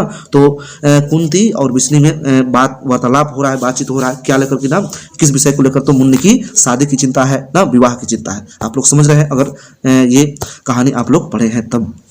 अगला प्रश्न कर रहा है कौन सी पुस्तक नामवर सिंह की है, कौन सी पुस्तक नामवर सिंह की है। चलिए इस प्रश्न का सही जवाब होगा ऑप्शन बी, पृथ्वीराज रासो। देखें पृथ्वीराज रासो एक पुस्तक है जी, जिसके लेखक हैं चंद वरदाई, ठीक है ना, चंद वरदाई है। चलिए चंद वरदाई जिसके लेखक हैं ना। और देखें ये जो इस पुस्तक में ना एक भाषा चलती है ना, एक भाषा का ही गठन हो गया जी, पृथ्वीराज रासो की भाषा। चलिए पृथ्वीराज रासो की भाषा देखें, और इस भाषा में ना एक गहन अध्ययन किया था, बहुत अच्छी शिक्षा ली थी किसने, तो नामवर सिंह ने, जिन्होंने लिखा था प्रगीत और क्या जी, प्रगीत और समाज ना, समाज। चलिए प्रगीत और समाज, चलिए ये लिखा था किसने, तो नामवर सिंह ने। चलिए याद करते जाए, कंठस्थ करते जाए हर एक चीज़ों को। चलिए अगला प्रश्न क्या कह रहा है कि जूठन क्या है, जूठन क्या है, जूठन। चलिए जूठन क्या है विद्यार्थियों, याद करने का प्रयास कीजिए। ये है आत्मकथा, ऑप्शन डी सही जवाब है, आत्मकथा। जूठन एक आत्मकथा है, किसने लिखा था, ओम प्रकाश ना, ओम प्रकाश वाल्मीकि। चलिए वाल्मीकि जी ने लिखा था। चलिए वाल्मीकि जी ने लिखा था। चलिए आप लोग भली बातें समझ रहे हैं, मैंने हर बार हर चीज़ उनके बारे में बता दी है आप सभी विद्यार्थियों को। चलिए अगला आगे बढ़ते हैं, अगला प्रश्न देखते हैं। कह मलेज का मूल नाम था, मलेज कौन थे। चलिए मल्लेज जी जिन्होंने डायरी की रचना की थी, किसकी रचना की थी, डायरी का नाम क्या था जी, हंसते हुए ना, क्या जी, मेरा अकेलापन, हंसते हुए मेरा अकेलापन, इधर आगे आएगा। चलिए हंसते हुए मेरा अकेलापन किसने लिखा था जी, तो मल्लेज जी ने, जो कि एक डायरी विद्या थी, डायरी विद्या से संबंधित थी। तो पूछ रहा है मल्लेज का मूल नाम, प्रश्न, ठीक ना। इस प्रश्न का सही जवाब ऑप्शन बी, भरत जी श्रीवास्तव, उनका मूल नाम था। चलिए आगे बढ़ते हैं। कह रहा है तीक्ष्ण पाठ में पिताजी की मृत्यु कैसे होती है। तीक्ष्ण पाठ में पिताजी की मृत्यु कैसे होती है, अगर आप ये ना, इस प्रश्न का जवाब आप तभी ढूंढ पाएंगे जब आपने तीक्ष्ण कहानी को पढ़ा है, जिसको लिखा है किसने, उदय प्रकाश जी ने। किसने लिखा है जी, उदय प्रकाश। चलिए उदय प्रकाश जी ने लिखा है। अच्छा इस प्रश्न का सही जवाब होगा ऑप्शन डी, मानसिक सदमे और अधिक रक्तस्राव के कारण किसकी मृत्यु हो गई थी, किसकी मृत्यु हो गई थी, पिताजी की मृत्यु हो गई थी। चलिए तीक्ष्ण क्या है जी, एक विषैला जानवर है, एक भयानक जानवर है, जो कि कहानी का मुख्य पात्र बन जाता है, हिस्सा बन जाता है। चलिए अगले प्रश्न की तरफ चलते हैं बिना देरी किए हुए। चलिए अगला प्रश्न देखिए क्या कह रहा है कि the First and Last freedom किसकी कृति है। ये कृति है, इस प्रश्न का सही जवाब होगा ऑप्शन सी, जिद्दू कृष्ण मूर्ति की रचना है the First and Last Freedom. J Krishnamurti ने कौन सा पाठ लिखा है जी, तो ये इन्होंने लिखा है, चलिए शिक्षा। क्या लिखा जी, शिक्षा। चलिए बहुत खूबसूरत, बहुत शानदार। चलिए अगले प्रश्न की तरफ चलते हैं। कह रहा है कि जायसी रचित पद्मावत की भाषा क्या है। जायसी रचित मलिक मोहम्मद जायसी कड़बक जिन्होंने लिखा था, प्रेम पीर के कवि हुआ करते थे, है ठीक है ना। चलिए प्रेम पीर के कवि हैं आपके दिगंत भाग 2 में। चलिए उनकी जो किताब थी ना पद्मावत, और क्या था जी, अखरावट, और भी कुछ थे ना, मैंने बताया है सब चीज़, आप विद्यार्थियों को सभी तथ्य बता चुके हैं ना। ये जो क्या बोल रहे हैं ना, ये जो पद्मावत पुस्तक थी, इस पद्मावत ना, ये इसकी जो भाषा थी, ऑप्शन ए सही जवाब है इस प्रश्न का जी, अवधी भाषा में थी कौन, पद्मावत। चलिए बहुत सुंदर। अगले प्रश्न को देखते हैं। चलिए बल्भाचार्य से मिलने से पूर्व, प्रश्न क्या कर रहे हैं, बल्भाचार्य से मिलने से पूर्व सूर किस भाव के ना, चलिए किस भाव के पद गाते थे। चलिए यहाँ पे पीडीएफ थोड़ा सा ढक गया है, इसलिए मैं इसको थोड़ा सा नीचे करता हूँ, चलिए ताकि सबको स्पष्ट दिखाई दे। चलिए फिर से पढ़ते हैं, बल्भाचार्य से मिलने से पूर्व सुर किस भाव के पद गाते थे। सूरदास किस पद के ना, किस भाव के पद गाते थे, तो इस प्रश्न का सही जवाब होगा ऑप्शन सी, दैन्य दीनता का पद गाया करते थे। दीनता का भाव हुआ करता था, गरीबी लाचारी ना, दीनता का भाव आप लोग समझ रहे हैं ना, दीनता। चलिए अच्छा, चलिए देखें फिर से मैं कहूँगा, यहाँ पे आप लोग ध्यान केंद्रित करें। बल्भाचार्य कौन थे, तो सूरदास के ये कौन थे जी, गुरु थे। कैसे गुरु, तो दीक्षा गुरु। कौन गुरु, दीक्षा गुरु। सूरदास के दीक्षा गुरु कौन थे, तो महाप्रभु श्री बल्भाचार्य थे। चलिए बहुत शानदार, याद करते चले ये चीज़ें ना, ये चीज़ें आप लोग को ना शक्तिमान बनाएगी बलवान बनाएगी। चलिए और आप बनिएगा, ये मेरा यकीन है, आप लोगों से उम्मीदें हैं। चलिए कह रहा है इनमें से कौन सी रचना तुलसी की है, इनमें से कौन सी रचना तुलसी की है। वो यार को कहीं नहीं देखना है, देखो ऑप्शन डी विनय पत्रिका ना, विनय पत्रिका किस रचना है, तुलसीदास की। इस प्रश्न का सबसे सही जवाब है। एक और है ना रामचरितमानस, कौन चरितमानस, रामचरितमानस। चलिए रामचरितमानस किसकी रचना है, तो तुलसीदास की है। कवितावली, चलिए ना कवितावली, ठीक है, कवितावली, दोहावली, गीतावली, सब किनकी रचना है, सब तुलसीदास की रचना है। चलिए बहुत खूबसूरत, बहुत सुंदर। आगे बढ़ते हैं। अगला प्रश्न कहता है ना कहानी, कहानी का अर्थ होता है, कहानी का अर्थ क्या होता है। ये तो ना बड़ी मुसीबत वाली बात हो गई, दुविधा वाली बात हो गई। अगर आप ना पुस्तक नहीं पढ़े हैं दिगंत भाग 2 तो आपको ये चीज़ समझ में नहीं आएगा, ढूंढते रह जाइएगा अर्थ। लेकिन मैं बता दूं इस प्रश्न का सही जवाब होगा ऑप्शन डी विश्वास और प्रतीत होता है जी। किसका अर्थ, कहानी का, ठीक है ना। चलिए मैं यहाँ पे इस प्रश्न के बारे में थोड़ा सा बताऊंगा। ये जो प्रश्न है कहाँ से लिया गया है विद्यार्थियों, कहानी शब्द जो आया है आपके पाठ से आया है, जिसका नाम है छप्पय, ठीक है ना, छप्पय। चलिए छप्पय किसने लिखा है, तो नाभादास ने लिखा है। किसने लिखा जी, नाभादास, ठीक है ना। चलिए खूब सुंदर शानदार। लेकिन देखें मैं यहाँ थोड़ा सा ना गहराई से जिक्र करना चाहूँगा। छप्पय जो लिखा था किसने जी, नाभादास ने।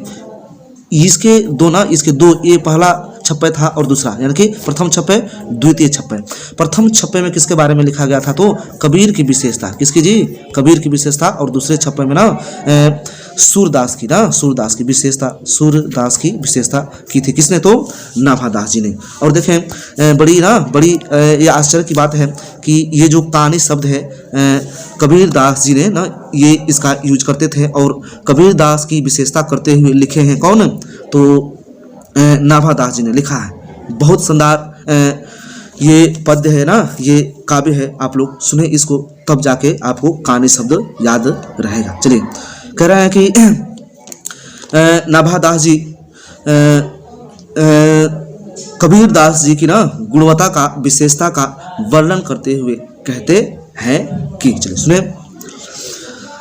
आरूढ़ दासा है जगत पे, आरूढ़ दासा है जगत पे, मुख देखिना नाही भानी, कबीर कानी।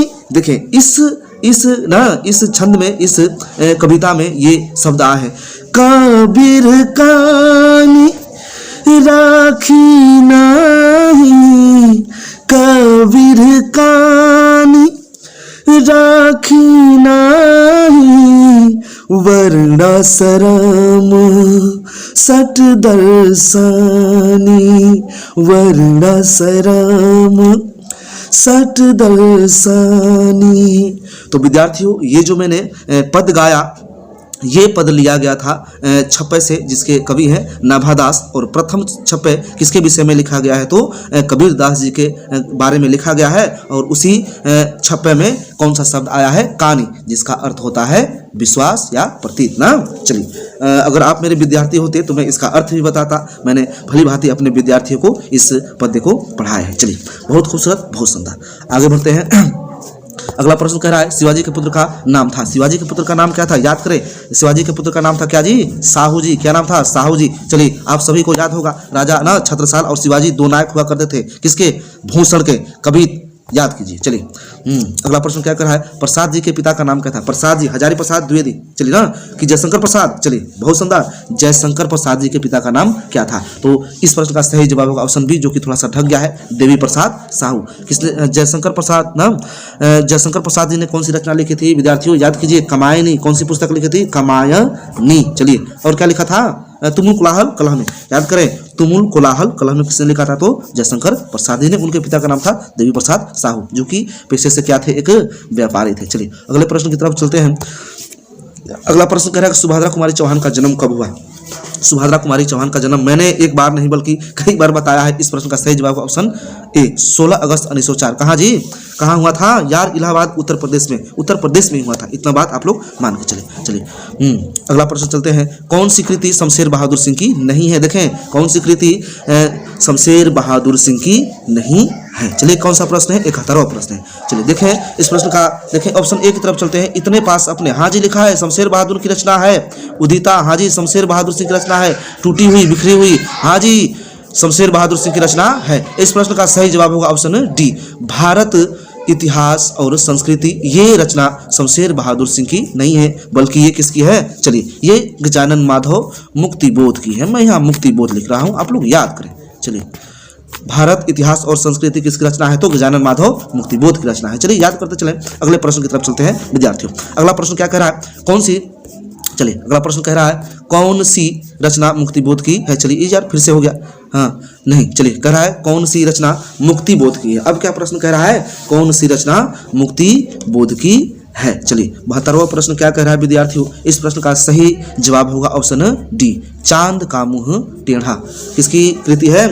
किसकी रचना है? तो गजानन माधव मुक्तिबोध की। अभी मैंने मुक्तिबोध के बारे में बताया था ना, भारत इतिहास और संस्कृति किसकी रचना है? तो मुक्तिबोध की। और चांद का मुंह टेढ़ा भी किसकी रचना है? तो गजानन माधव मुक्तिबोध की। चलिए ये सारी चीजें आप लोग क्लियर करते चले। देखिए अगला प्रश्न क्या कह रहा है? अगला प्रश्न कह रहा है विद्यार्थियों ना, चलिए अगला प्रश्न कह रहा है कि सरोज किस संधि का उदाहरण है? ओए होए सरोज, इस प्रश्न का सही जवाब होगा ऑप्शन सी, विसर्ग संधि। देखें विसर्ग संधि का उदाहरण है जी सरोज। अगर आप इसका संधि विच्छेद करते हैं ना तो बनेगा क्या जी? सरह, सरह धन क्या जी? ज बराबर क्या बनेगा? ये शब्द बनेगा सरोज। विसर्ग संधि, विसर्ग का क्या हो जाता है जी? र हो जाता है। समझ में बात है? अच्छा ओ हो जाता है, क्या हो जाता है? ओ, विसर्ग का ओ, सरोज, सरोज। चलिए बहुत सुंदर, बहुत खूबसूरत। आगे बढ़ते हैं विद्यार्थियों। अगला प्रश्न क्या कर रहा है? महेश का संधि विच्छेद क्या होगा? महेश का संधि विच्छेद क्या होगा? चलिए महेश का संधि विच्छेद होगा महाधन इस। कौन सा मात्रा? कौन सा ई? बड़ी ई, महाधन इस। ये कौन सा संधि का उदाहरण है? तो मैंने पढ़ाया था गुण ना, गुण, गणेश, महेश, रमेश, सब कौन संधि होंगे? गुण संधि। चलिए आगे बढ़ते हैं। अगला प्रश्न क्या कह रहा है? अगला प्रश्न देखें, दिग्गज किस संधि का उदाहरण है? दिग्गज, चलिए दिग्गज जहां भी डबल मात्रा क, ठीक है ना, ये उदाहरण है। इस प्रश्न का सही जवाब होगा ऑप्शन ए, ए ही इस प्रश्न का सही जवाब है व्यंजन संधि। दिग्गज जो शब्द है व्यंजन संधि का उदाहरण है। इस अगर इसका आप संधि विच्छेद करते हैं तो बनता है दिक ना, आधे ग का क हो जाता है, क का परिवर्तन किस में हो जाता है जी? ग में। दिक धन गज ना, दिक धन गज, दिग्गज। चलिए बहुत सुंदर, याद करते चले, साथ साथ आप लोग संधि विच्छेद भी पढ़ रहे हैं, क्या बात है। चलिए आगे बढ़ते हैं। अगला प्रश्न कहता है परमात्मा किस संधि का उदाहरण है? वो यार परमात्मा देखें किस संधि का उदाहरण है? जब भी आप लोग को बीच में क्या दिखाई दे जी? डबल मात्रा दिखाई दे, डबल मात्रा, तो कहिएगा इस प्रश्न का सही जवाब देखें ऑप्शन होगा सी। कौन संधि? चलिए वृद्धि नहीं, सॉरी फॉर दैट विद्यार्थियों, ये जो प्रश्न होगा इस प्रश्न का सही जवाब होगा ऑप्शन डी, दीर्घ संधि। दीर्घ हो गया है, पहले अ था, अब क्या हो गया है? आ, परमात्मा, ठीक ना। तो इस प्रश्न का सही जवाब होगा ऑप्शन डी। चलिए कौन सा संधि का उदाहरण है परमात्मा? दीर्घ संधि ना, जिसका संधि आप कर सकते हैं कौन सी जी? परम अधन क्या जी? आत्मा। चलिए आप लोग भली बातें समझ सकते हैं। चलिए अगले प्रश्न में चलते हैं बिना देरी किए हुए। कह रहा है नवग्रह शब्द किस समास का उदाहरण है? नवग्रह शब्द किस समास का उदाहरण जी? वो संख्यावाची ना, संख्यावाची शब्द है जी। देखे ना, संख्या पूर्व दिगु, पहला शब्द संख्यावाची है। आंख मूंद के कहिए कौन सा समास है? संख्या पूर्व दिगु, ऑप्शन ए इस प्रश्न का सही जवाब होगा। चलिए अगले प्रश्न की तरफ बढ़ते हैं। अगला प्रश्न क्या कह रहा है विद्यार्थियों? अगला प्रश्न कह रहा है अधिकरण तत्पुरुष में। चलिए इसके बारे में मैं थोड़ा सा डिटेल में बताऊंगा। चलिए क्या कह रहा है कि ना अधिकरण तत्पुरुष, देखें अधिकरण तत्पुरुष, देखें क्रमधारे जो ना, जो तत्पुरुष समास होता है जी ना, तत्पुरुष समास। देखिए अधिकरण तत्पुरुष, तत्पुरुष समास के ना विभक्तियों के अनुसार 6 भेद होते हैं। कितने भेद होते हैं? 6, जिनमें से एक होता है अधिकरण तत्पुरुष। क्या होता है जी? अधिकरण तत्पुरुष, जिसको ना सप्तमी तत्पुरुष भी कहते हैं। क्या कहते हैं विद्यार्थियों? सप्तमी तत्पुरुष भी कहते हैं। अगर आप ना मेरे विद्यार्थी हैं आयुष अकेडमी के तो इस बात को आप लोग अच्छी तरीके से समझ रहे होंगे। देखें थोड़ा सा मैं नीचे कर रहा हूँ वीडियो को ना। अधिकरण तत्पुरुष में ना डैश डैश होता है। इस प्रश्न का सही जवाब ऑप्शन बी, दूसरा पद क्या होता है जी? प्रधान होता है। ये तत्पुरुष के अनुसार ना, चलिए विभक्तियों के अनुसार तत्पुरुष समास के कितने भेद होते हैं? 6 भेद होते हैं, जिनमें से ये ना एक भेद है जिसका नाम पड़ता है अधिकरण तत्पुरुष, जिसको सप्तमी तत्पुरुष कहते हैं। इस ना समास के भेद में दूसरा पद क्या होता है जी? प्रधान होता है। जैसे मैं एग्जाम्पल दे रहा हूँ यहाँ पे, देखिए ना, देखिएगा। जैसे मैं कह सकता हूँ ना शोक में मग्न, चलिए क्या कह दूंगा जी? शोक में मग्न। चलिए शोक में मग्न, शोक में मग्न के लिए एक शब्द बताए ना, ये विग्रह है, समस्त पद बताएं। शोक मग्न, शोक में मग्न मतलब शोक मग्न। देखिए विभक्ति चिन्ह क्या मिला, में पर का लोप हो जाता है इस समास में। चलिए आगे बढ़ते हैं ना, अगले प्रश्न में चलते हैं विद्यार्थियों। चलिए अगला प्रश्न क्या कह रहा है, चतुरानन ना, चतुर आनंद, चतुरानन शब्द कौन सा समास है, चतुरानन शब्द ना किस समास का उदाहरण है, जल्दी बताएं आप लोग ना। चतुरानन, चार, चतुर मतलब चार, चतुर मतलब जी चार, अच्छा चतुरानन, चतुरानन चार है आनंद जिसके, चतुरानन कौन है बताएं जल्दी। चतुरानन किसको कहा जाता है, चार सिर किस भगवान के होते हैं, वो यार वीआईपी आदमी है भाई। इस प्रश्न का सही जवाब होगा ऑप्शन ए, बहुव्रीहि समान, चतुरानन। चलिए चलिए अगले प्रश्न को ना सॉल्व करते हैं। कह रहा है गर्भ शून्य शब्द में समास है, गर्भ शून्य में, देखिए गर्भ शून्य में फिर से समास पूछ रहा है, समास आपका पीछा नहीं छोड़ने वाला है, इसलिए आप लोग इस चीज को जो मैं बता रहा हूं अच्छे तरीके से समझे। गर्भ शून्य शब्द में समास है, कौन सा समास है, चलिए इस प्रश्न का सही जवाब होगा ऑप्शन बी ना, करण तत्पुरुष, करण तत्पुरुष जो कि तत्पुरुष समास का एक भेद है। इसमें क्या विभक्ति होता है जी ना, से के द्वारा, कारक चिन्ह याद कीजिए, से या क्या होता है जी, के द्वारा ना।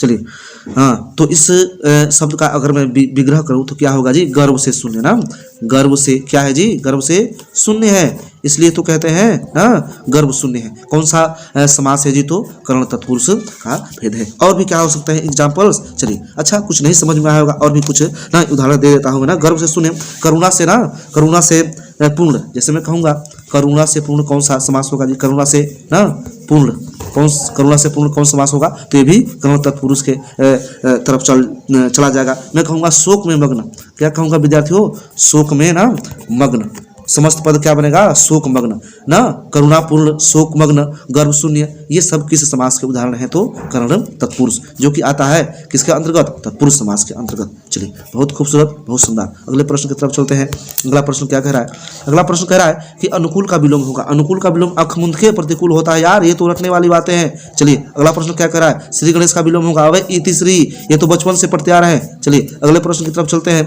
अगला प्रश्न क्या कह रहा है, देखिए विद्यार्थियों, कह रहा है ना कि अगला प्रश्न मूर्त का विलोम होगा। देखें बहुत शानदार प्रश्न है जी ये प्रश्न। देखें मूर्त, मूर्त जो शब्द है इसका तो अर्थ समझना पड़ेगा जी, मैं बिना बताए कैसे आगे बढ़ सकता हूँ। देखें अमूर्त शब्द क्या है, अमूर्त, मूर्त मतलब होता है प्रतिमा ना, आकृति कह सकते हैं।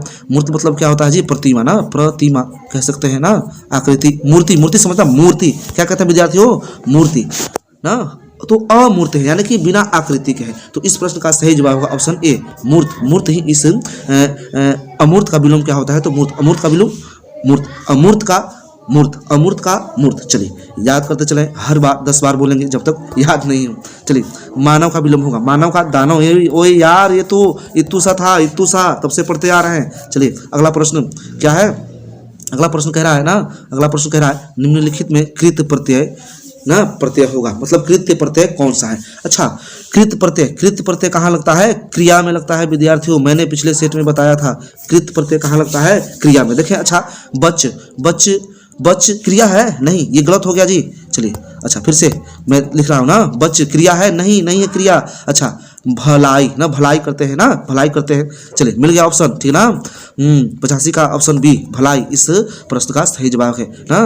चलिए भला, भला करते हैं कि नहीं, भला शब्द है जी, भला करना, भलाई करना, ये क्रिया मिल गया तो कृदंत प्रत्यय होगा भलाई। चलिए बहुत सुंदर, अच्छे, बहुत अच्छे। चलिए आगे चले, 86वां प्रश्न कह रहा है ना, 86 नंबर, इनमें से एक प्रत्यय नहीं है, इनमें से एक प्रत्यय नहीं है, ओ यार ये कौन सा प्रत्यय नहीं है। चलिए ई भी हमारा प्रत्यय है, ता भी प्रत्यय है, पन भी प्रत्यय है ना। देखें ऑप्शन डी इस प्रश्न का सही जवाब होगा। अनु मेरे ख्याल से उपसर्ग हो सकता है, आप लोग ना यही समझे फिलहाल ना, उपसर्ग हो सकता है, क्या हो सकता है जी, उपसर्ग। चलिए उपसर्ग होता है। चलिए बहुत खूबसूरत, बहुत शानदार, इस प्रश्न का सही जवाब होगा डी। अगले प्रश्न की तरफ चले। अगला प्रश्न क्या कर रहा है विद्यार्थियों, निम्नलिखित में से स्त्री प्रत्यय होगा। स्त्री प्रत्यय ऐसा प्रत्यय जिसमें ना स्त्री सूचक शब्द मिलते हैं ना, ऐसा देखने से ही ना। अच्छा स्त्री प्रत्यय जो होते हैं ना नर से ही बनाए जाते हैं, क्या होते हैं जी, नर से बनाए जाते हैं। चलिए अच्छा नशीला, नशीला पदार्थ ना, भौदीय, भौदीय कहते हैं ना, पत्र वगैरह लिखते हैं ना तो सेवा में श्री, भौदीय भी लिख सकते हैं, भाव जो भावुक होता है। चलिए इस प्रश्न का सही जवाब है ऑप्शन डी याचिका। याचिका दायर की है तुमने, आपने याचिका ना, याचक से बना है क्या, याचक, नर शब्द क्या है जी, चलिए पुल्लिंग क्या है, याचक, याचक से बन गया है ना याचिका, तो इस प्रश्न का सही जवाब होगा ऑप्शन डी याचिका, जो कि स्त्री प्रत्यय होगा। मैंने पढ़ाया है प्रत्यय अपने विद्यार्थियों को एकदम बहुत अच्छी तरीके से। उम्मीद है अगर आप आयुष अकेडमी के विद्यार्थी है तो इस प्रश्न को एकदम ना हम क्या कहें टॉप फ्लोर पर पहुंचा दीजिए। चलिए हाँ, अगला प्रश्न क्या करा है, चलिए नीचे थोड़ा सा पीडीएफ करते हैं विद्यार्थियों, ये ढक गया है थोड़ा सा। हाँ, अगला प्रश्न क्या कह रहा है, निम्नलिखित में से कौन सा शब्द प्रत्यय से बना है।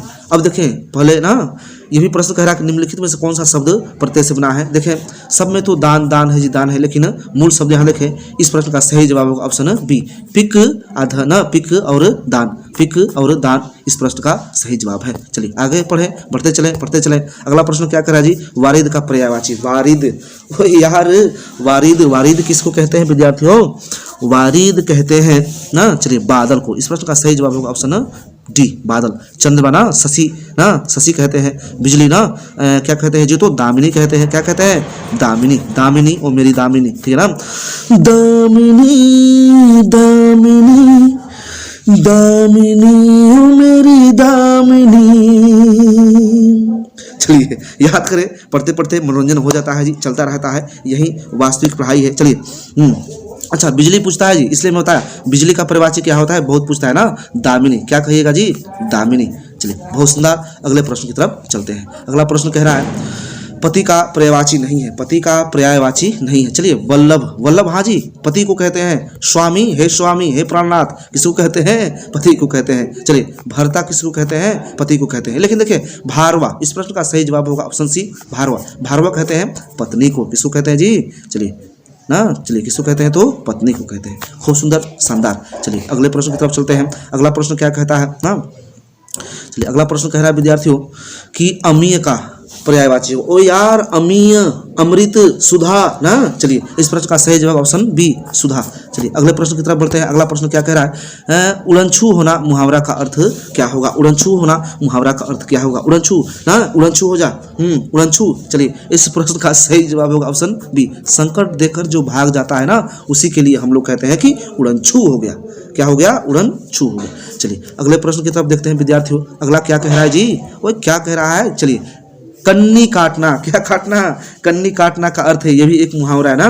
चलिए इस प्रश्न का सही जवाब होगा, याद कर लें आप लोग, दूर रहना ना, क्या जी, दूर रहना। कहते हैं कि आजकल ना वो मुझसे कन्नी ही काटता है, यानी कि दूर ही रहता है। चलिए याद करते चलें। अगला प्रश्न क्या कह रहा है जी ना, काम काज में कोरा होना मुहावरा करते हुए कहते हुए, काम काज में कोरा है बच्चा, अभी इसको ये काम न सौंपा जाए, काम काज में भी कोरा है। इस मुहावरा का सही अर्थ होगा काम न जानना, काम न जानना। चलिए याद करते चले, कंठस्थ करते चले। अगला प्रश्न क्या कह रहा है जी, कह रहा है आरोग्य का पर्यायवाची नहीं है, पर्यायवाची समानार्थी नहीं है। अच्छा स्वास्थ्य, हाँ जी, आरोग्य चिकित्सालय ना, ये आरोग्य, वो आरोग्य बड़े बड़े बोर्ड्स पे टंगाए रहते हैं ना, चलिए लटके रहते हैं ये बैनर के रूप में। तो स्वास्थ्य माने भी आरोग्य होता है, सेहत माने भी आरोग्य होता है, तंदुरुस्ती मतलब भी आरोग्य। देखिए इस प्रश्न का सही जवाब होगा ऑप्शन सी, आरोग्यता। ये तो कोई शब्द होता ही नहीं यार। चलो अगला आगे बढ़ते हैं बिना विलंब किए हुए। अतनु, चलिए बहुत सुंदर प्रश्न है, कह रहा है अतनु का पर्यायवाची है, अतनु का पर्यायवाची है, क्या है जी, अतनु। अतनु मैं बता दूं, अतनु कहते हैं बसंत, बसंत को कहते हैं, बसंत का पर्यायवाची है ना अतनु। चलिए बहुत सुंदर, बहुत खूबसूरत, इसको आप लोग याद ही कर ले, रट ले ना। चलिए अगला प्रश्न क्या कह रहा है विद्यार्थियों, कह रहा है अनिल, अनिल का पर्यायवाची है। अनिल किसको कहते हैं जी, वह अनिल, समीर, पवन, मिल गया। चलिए ठीक है ना, ऑप्शन सी इस प्रश्न का सही जवाब होगा। चलिए निर्वाह, निर्वाह में कौन सा उपसर्ग है, निर्वाह। देखें ये जो शब्द है निर्वाह में कौन सा उपसर्ग है, निर्वाह उपसर्ग कहाँ लगता है, शब्दों के आगे लगता है जी। चलिए इस शब्द का सही ना, सही जवाब होगा, इस प्रश्न का सही जवाब होगा ऑप्शन सी, निर। क्या होगा जी, निर उपसर्ग लगा करके ना ये शब्द बनाया गया है निर्वाह, वो जो कि वाह शब्द में जुटा है। चलिए यहाँ से आप लोग मूल शब्द छांट सकते हैं। अगला प्रश्न क्या कह रहा है जी, देखें ना। चलिए अगला प्रश्न कह रहा है गमन, गमन शब्द को ना विपरीतार्थक बनाने के लिए आप किस उपसर्ग का प्रयोग करेंगे। यहाँ देखें उपसर्ग तो सभी है यहाँ ना, चलिए देखिए उपसर्ग तो सभी है। अच्छा चलिए ठीक है ना, उपसर्ग देखें मैंने कहा था कि अनु उपसर्ग के अंतर्गत आ सकता है ना, और यहाँ पे आके ही वो बात क्लियर हो जाती है। तो देखें ये सच्ची बात है, मैंने सच्ची ही कहा था और मैं हमेशा ही कहते आया हूँ ना। चलिए जल्दबाजी में कभी मुझसे ना कोई ऐसे शब्द मुख से निकल जाते होंगे ना जो आपको अच्छे नहीं लगे ना, या फिर ये जो मैं अध्यापन करा रहा हूँ उसमें ना जचते हो तो उसके लिए सबसे हाथ जोड़ करके विनती है विद्यार्थियों कि क्षमा कर दीजिएगा ना। ये मैं चाहता हूँ कि ना विद्यार्थियों का आपका कम समय लूँ और कम समय में मैं ज़्यादा जानकारी दूँ। चलिए तो क्षमा करें, माफ़ करें उसके लिए। चलिए 99 नंबर प्रश्न कहता है ना कि गमन शब्द को विपरीतार्थक बनाने के लिए आप किस उपसर्ग का प्रयोग करेंगे।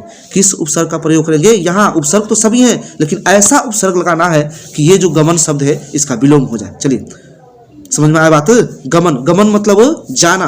गमन मतलब जी ओए यार देखो यहाँ पे गमन मतलब, चलिए गमन मतलब क्या होता है फिर से मैं लिखूंगा।